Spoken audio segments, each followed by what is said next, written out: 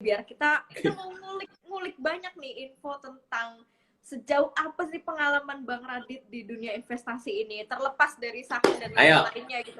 Yang pertama yang gue penasaran, sejak kapan lu mulai nih Bang, mulai tertarik dengan dunia investasi? Apakah emang dari zaman kuliah karena memang background dari finance, atau bahkan dari sebelum itu udah dikenalin dengan dunia investasi itu sendiri? Penasaran nih, apa jangan-jangan ngalahin Warren Buffett? Warren Buffett 11 tahun, yang Bang Radit jangan 3 tahun.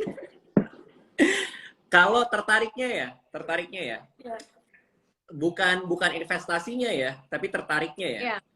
Kalau tertariknya itu kebetulan gue dulu kuliah finance di Adelaide University di Australia. Lalu di salah satu kelas itu ada kelas menghitung future value. Jadi kalau misalnya uang tahun segini itu sekian, maka 5 tahun lagi berapa nilainya gitu, future value standar lah gitu. Nah, gue mikir kok bisa beda gitu nilai uang zaman sekarang sama nanti gitu. Ternyata ada yang namanya inflasi gitu kan. Nilainya berkurang gitu kan. Oke. Terus gue mikir-mikir lagi gitu. Diajarin juga soal compound interest, yaitu adalah ketika kita berinvestasi di sebuah instrumen gitu, bunganya bisa berbunga, returnnya bisa menghasilkan return lagi gitu, menggulung. Betul. Terus gue baru ngeh gitu, oh ternyata semakin kita muda melakukan investasi, maka ujungnya ketika investasinya tujuannya tercapai itu lebih cepat tercapainya gitu loh. Benar. Karena return yang menggulung.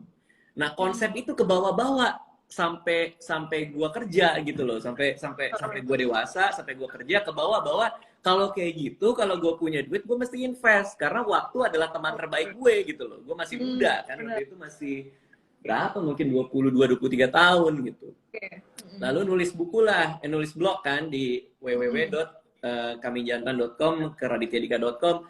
Gua print semua, masuk ke penerbit, dapatlah itu royalti pertama. Masih inget tuh, terbitnya April 2005, 6 bulan kemudian dapat cek royalti pertama. Wah, sebagai anak umur berapa ya, 20-an tahun lah, lupa lah persisnya berapa gitu. Pokoknya anak-anak 20-an tahun awal gitu kan, dapat duit segitu tuh dari cek dari royalti kan, ngagetin ya, kayak ini gede banget gitu. Nah, karena dapat royalti lumayan gede, jadi gemeteran juga, nggak pernah megang duit sebanyak itu kan, gitu. Ngapain nih gitu, bagi gua saat itu. Walaupun sebenarnya secara nominal nggak gede-gede banget, tapi buat gua yang nggak punya pekerjaan gitu ya, dapat duit nih, megang waktu itu dalam bentuk laporan royalti gitu kan, masuk ke bank gitu. Wah, ini gimana, gemeteran juga gitu loh. Nah, pilihannya kan mau apa gitu, mau gue jadi, untungnya gue orangnya juga anak rumahan kan. Gue mau pesta-pesta, misalnya gue hambur-hamburin foya-foya buat ngapain kek, buat minum-minum apa nggak jelas gitu kan. Gue nggak punya teman, pertama itu. Jadi nggak tahu juga mau diajak, masa sama diri sendiri kan nggak seru ya. Mau dihabiskan untuk membeli barang yang mahal-mahal, nggak ada yang peduli juga.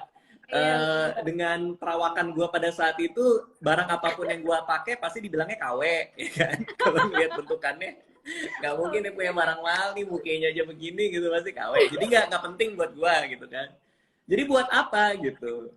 Akhirnya ya traktir orang tua lah, apa segala macam, makan gitu kan. Lalu sisanya diinvestasikan. Jadi pertama kali itu langsung melek tuh investasi. Walaupun pada zaman itu begitu punya duit pada saat itu ya, kalau dapat duit dari mana gitu misalnya, itu didepositokan. Jadi memang investment journey-nya itu pelan-pelan tuh, dari deposito dulu, baru habis itu ke reksadana, baru akhirnya ke saham individual gitu loh. Makanya kemarin pas kita lagi ngobrol buat live ini kan, kita ngobrolin apa ya? Rasanya kalau full 100% saham kan sayang ya. Mendingan gue ngobrolin soal investment journey gue sekalian gitu, dari awal banget sampai akhirnya ke saham. Karena masalahnya banyak juga yang nggak tahu bahwa mungkin jangan-jangan nih maksudnya kita ngobrol sebagai admin yang ngerti saham, tapi sorry juga ya gue harus ngomong gini ya, tapi kan nggak semua orang cocok sama saham juga gitu loh, maksudnya. Iya, benar. Instrumen investasi kan banyak gitu loh, maksudnya. Betul. Jadi jangan sampai orang juga nggak cocok sama profil resikonya dia malah serta-merta langsung nyoba saham terus malah jadi nggak sesuai ekspektasi gitu loh. Jadi tuh journey gue sampai akhirnya masuk ke saham gitu. Walaupun tetap reksadana saham juga masih ada gitu sih. Jadi kalau gue boleh tarik ya, berawal dari investasi di deposito, berlanjut reksadana, terus akhirnya nyobain saham. Nah, reksadana, maksudnya jarak dari mulai latihan atau belajar invest di deposito sampai reksadana itu terselang lama nggak tuh, Bang? Atau enggak, karena paling di awal? Karena waktu itu kebetulan gua termasuk mendengarkan Likwina Hananto kan. Waktu itu Mbak Wina di Twitter rame, kita follow-followan, gua ngeliat terus gua mikir kayak bener juga ya ngatur duit tuh kayak gimana gitu. Karena bolak-balik semua orang yang tahu pekerjaan gua adalah penulis, itu semuanya bilang, "Ih, penulis kan miskin-miskin," pada bilang kayak gitu. Kan gua stres dong ya kan. Gue kayak kok gitu loh, padahal gue lagi bangga-bangganya jadi penulis gitu loh. Kok orang-orang terutama teman-teman gue lah yang mungkin karirnya nggak di seni gitu ya, pada bilang kayak gitu. Nanti tuanya susah lah, apalah, inilah itulah gitu. Terus ada lagi yang tahu gue di entertainment gitu. Ada yang bilang bahwa entertainment itu kan semua yang di entertainment itu umurnya pendek, dia bilang gitu. Lo paling juga terkenal 3-4 tahun, habis itu lo nggak tahu mau ngapain lagi gitu. Nah, karena banyak banget omongan-omongan negatif nih dari kanan kiri depan belakang, yang lucunya bahkan keluarga gue nggak pernah mempermasalahin pilihan karir gue ya. Keluarga gue tahu gue jadi penulis ya udah, tapi teman-teman gue ini yang ya mungkin nggak kenal banget lah, kayak teman kuliah, teman yang udah ngantor duluan gitu, pada bilang kayak gitu. Nah, jadi dorongan untuk investasi itu datang dari ketakutan sebenarnya. Ketakutan atas masa depan yang semua orang bilang jelek buat gua. Jadi ketika orang-orang pada bilang lu tuanya nggak happy, lu tuanya susah segala macam, justru karena terus-menerus diberondong kayak gitu, itu yang membuat gua punya keputusan untuk ya udahlah, gua makin sadar buat investasi ya kan. Nah, kebetulan dengerin balik Wina Hananto, dulu gue punya financial planner dari QM gitu, dari Mbak Wina gitu, dan akhirnya dijelaskan lah secara gamblang dan utuh gitu bahwa yang namanya investasi itu sesuai dengan tujuan lo apa buat berinvestasi, dijelasin instrumennya apa aja yang cocok. Ya mungkin kalau deposito buat setahun ya udah gitu ya, cuman kalau misalnya lo panjang kan sayang returnnya gitu. Jadi mulai diajarin reksadana itu apa gitu. Baru diajarin lagi beda resiko, beda tujuan, itu dipilihkan buat tujuan keuangan gua. Untuk tabungan pendidikan anak gitu yang mana gitu. Jadi emang gua lumayan tercerahkan tuh dibimbing sama QM. Ini gue bukan promo karena QM udah nggak buka lagi planning ya, maksudnya planning personal itu mereka udah nggak buka lagi. Gue masih dapat tuh waktu itu. Sekarang QM mungkin lebih ke training ya, kalau kata Mbak Wina, terakhir kali gue ngobrol sama Mbak Wina tuh lebih ke ngajarin gitu, bukan ngejagain gitu. Kalau dulu kan mereka yang ngejagain gue gitu, buat ngasih tahu tujuannya apa, makanya instrumennya apa gitu. Nah, berangkat dari situ belajar sendiri gitu kan, ngelola sendiri dalam bukan ngelola ya, memetakan sendiri. Gue pengen nikah dalam waktu berapa tahun, maka instrumennya ini gitu misalnya.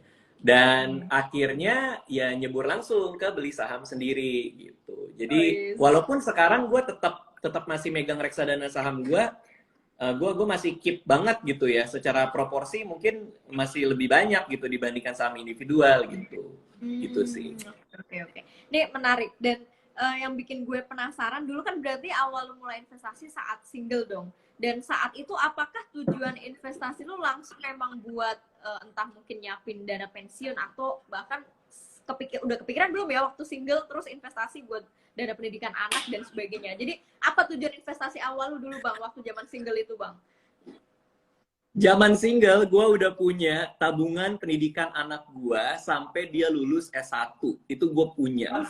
Jadi Dan waktu itu ditanya kan sama plannernya kan, kayak oke, kita siapin tujuan keuangannya adalah uang kuliah anak termasuk uang gedung ya. Jadi ada uang gedung, uang sekolah, sampai ditanya mau di mana, di Jakarta Selatan, sekolah apa, sampai ditanya gitu, supaya kita sama-sama tahu nih. Kan inflasi pendidikan itu 20% kalau nggak salah ya, which is lebih tinggi daripada yang lain-lain tuh. Jadi kita sama-sama ngitung itu. Di masa depan dengan inflasi 20% per tahun, maka lo harus punya duit segini, lo kumpulkan tiap bulannya sekian gitu kan, untuk sekolah di ABCD gitu kan. Oke. Saking gue nggak taunya, gue teman beranak juga nggak punya, terus belum kawin juga, ditanya lah, ya kan, ditanya sama dia, namanya mau siapa? Karena kan setiap tujuan keuangan tuh ada dana pendidikan siapa.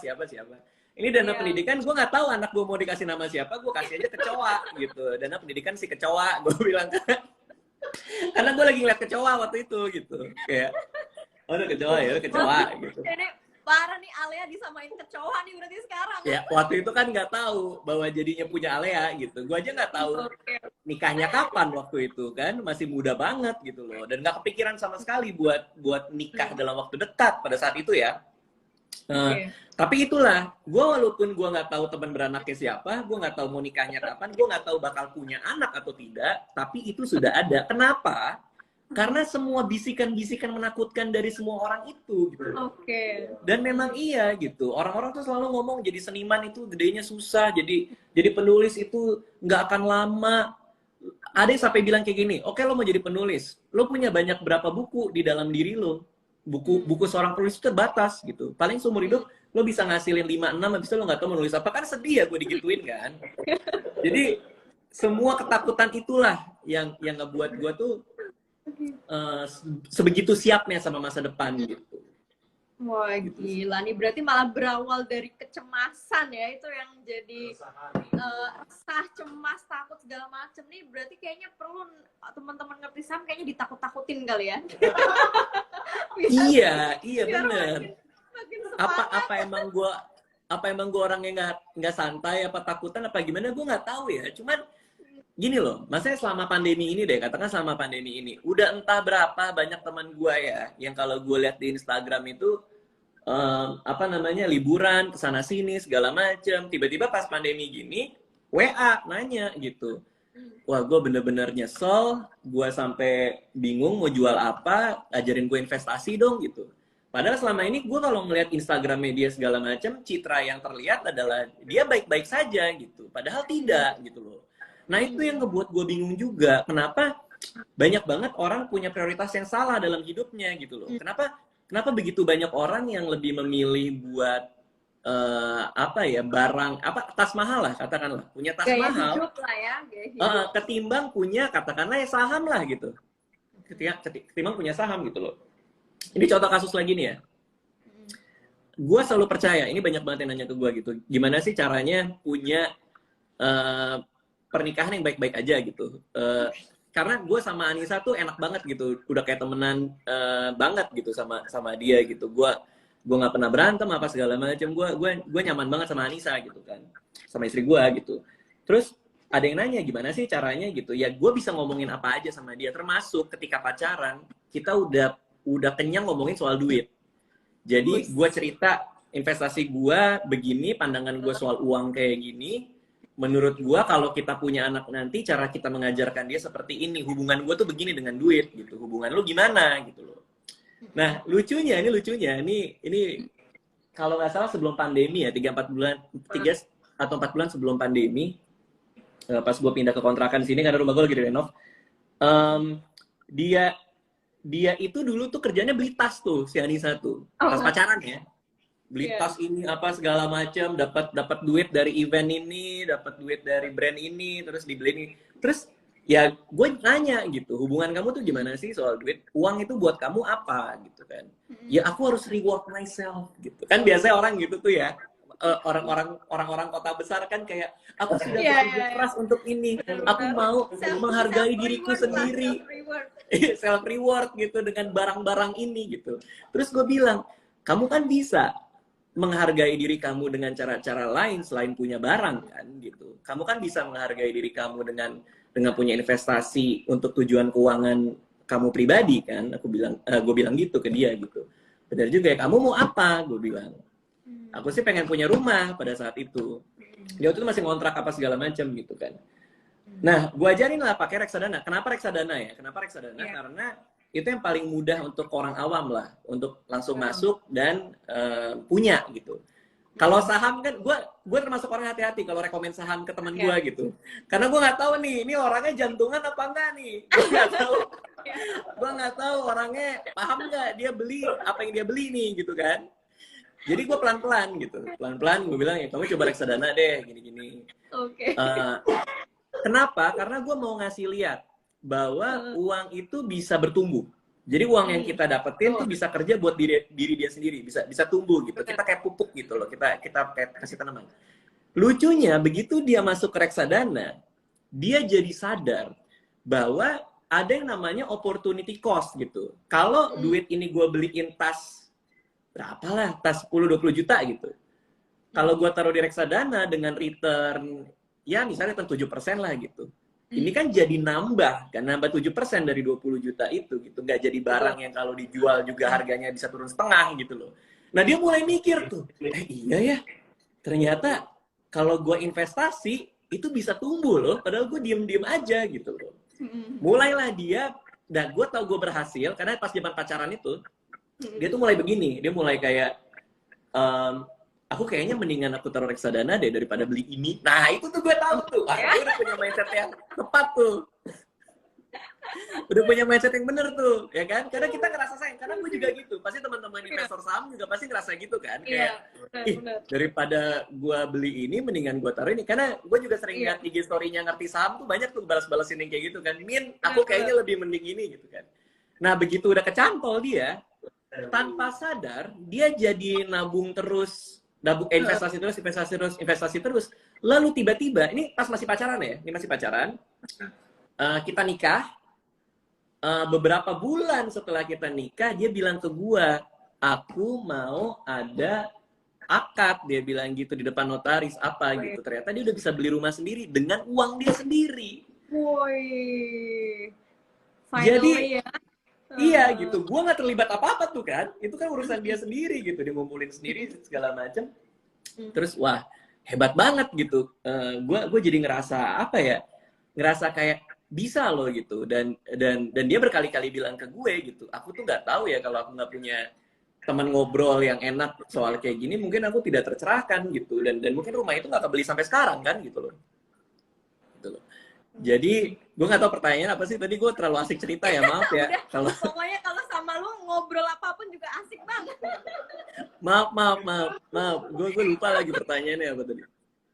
Pertanyaan sebenarnya udah kejawab lah. Tujuan investasi lu ternyata dari awal udah sevisioner itu loh, maksudnya gila, udah sampai dalam pikiran aja udah ada gitu.